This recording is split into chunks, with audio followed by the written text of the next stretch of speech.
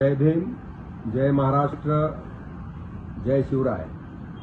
मित्रांनो, या ठिकाणी आज अत्यंत दुःखी मनानं या ठिकाणी आपल्याशी बोलावंसं वाटतंय.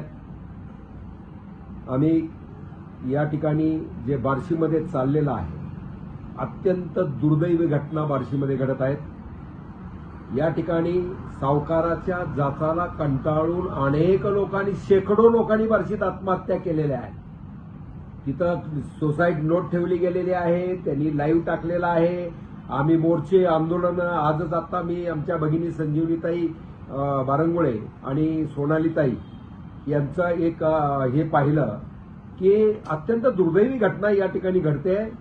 गणेश बनसोडे नावाचे दलित आमचे बांधव बार्शी नगरपालिकेमध्ये कामाला होते. वर्षानुवर्ष या ठिकाणी दुर्दैवाची गोष्ट आहे की बार्शीमध्ये अक्षरशः 10%, 20%, 30% पैसे या ठिकाणी दिले जातात. अनेक सावकार एवढे माजलेले आहेत की त्या माजापोटी मी त्याही वेळेला आंदोलनामध्ये बोललेलो आहे, महिलांच्या शरीराची मागणी केली जाते बार्शीमध्ये. इतकी दुर्दैवी आणि नीच कृती या ठिकाणी सावकारांच्या मार्फत बार्शीला केली जाते. कोणताही राजकीय पुढारी किंवा कुणी त्यांना खतपाणी घालत नाही आणि घालू नये अशी त्या प्रत्येकाला विनंती आहे. आज या बनसोडे साहेबांचं घर उद्ध्वस्त अक्षरशः झालं, कुटुंब रस्त्यावर आलं. ती माय माऊली ठाय पुढून रडत होते, टाऊ पुढून. ते मुलगा बारका या ठिकाणी बोलत होता. काय दुर्दैवी घटना आहे, काय चाललंय बार्शीला, आणि ह्या सावकाराचा बंदोबस्त का होत नाही.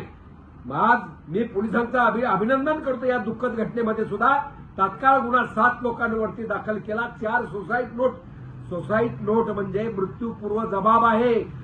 पुरावा ऍक्ट कलम 32 प्रमाणे तो ग्राह्य आहे. कोर्टामध्ये शिक्षा झाल्याशिवाय राहत नाही. जामीन सुद्धा यांचा होता कामा नये. यांना मकोका अंतर्गत माझी पोलीस अधीक्षकांना विनंती आहे, या ठिकाणी महाराष्ट्राला उदाहरण होईल, सॅम्पल होईल, या पद्धतीनं मोका अंतर्गत कारवाई केली गेली पाहिजे. ही संघटित गुन्हेगारी बार्शीमध्ये फोफावत आहे आणि पैसा आर्थिक कारण आहे. जे सिम्पटम्स त्या मोका लावायला लागतात ते यामध्ये आहे. दहशत आहे, मारहाण करणं, 5-5, 6-6 दिवस अमकं एवढ्या दहशतीखाली कुटुंब ठेवणं, रात्री अपरात्री घरी जाणं, महिला भगिनीला असं हे बोलणं. अहो, काय चाललंय बार्शीमध्ये. या ठिकाणी या गुन्ह्याला मोका लावा साहेब, आणि मोका अंतर्गत कारवाई केल्यानंतर महाराष्ट्रामध्ये या अवैध सावकाराचे धाबेदार आणतील. त्याचप्रमाणे या ठिकाणी डीडीआर साहेब, तुम्ही काय करताय? तुमचा एआर या ठिकाणी मार्केट कमिटी किंवा कुठं असेल, एआर काय करतो? कारण तुमच्या मार्फतीनं सावकारीचे लायसन्स दिले जातात, परंतु जे